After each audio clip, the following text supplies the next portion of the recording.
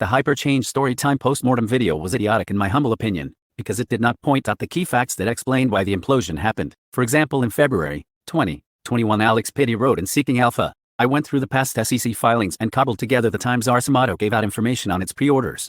As you can see, from March 2019 to February 2021, there was less than a 1,000 increase in pre-orders.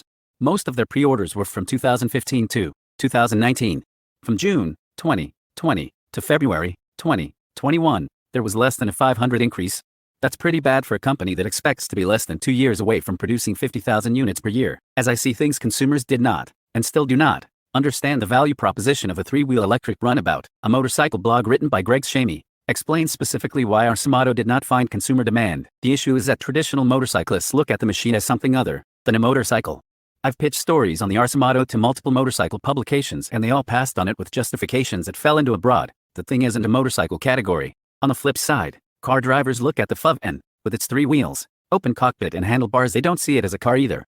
What the company needs is a vehicle that has finally had the existing bugs worked out essentially to complete the development process and get the finished product to market and where journalists can test it and normal prospects can try it." Basically, the HyperChange Storytime post-mortem video also missed pointing out that consumers, like investors, have a herd mindset. Said another way, consumers, like investors, will blindly follow one another with disastrous consequences. Point being, the low number of Arcimoto pre-orders, reported in SEC filings, reflects the fact that consumers have a herd mindset, so it is difficult to get people to put down hard-earned money to buy into an unproven three-wheel electric vehicle. As an Arcimoto owner who took delivery in 2020, I knew I was purchasing an unproven three-wheel electric vehicle that most likely was going to have a few bugs that needed to be addressed, and as expected, my FUV had a few recalls. For what it's worth, as I see things, the FUV is a mode of transportation society needs, but people for the most part don't want it, because of a collective herd mindset bias against non-traditional vehicles. As I see things, consumer demanding efficient three-wheel electric vehicles will only happen after people have a basic understanding of various scientific facts, specifically the relationship of the amount of carbon dioxide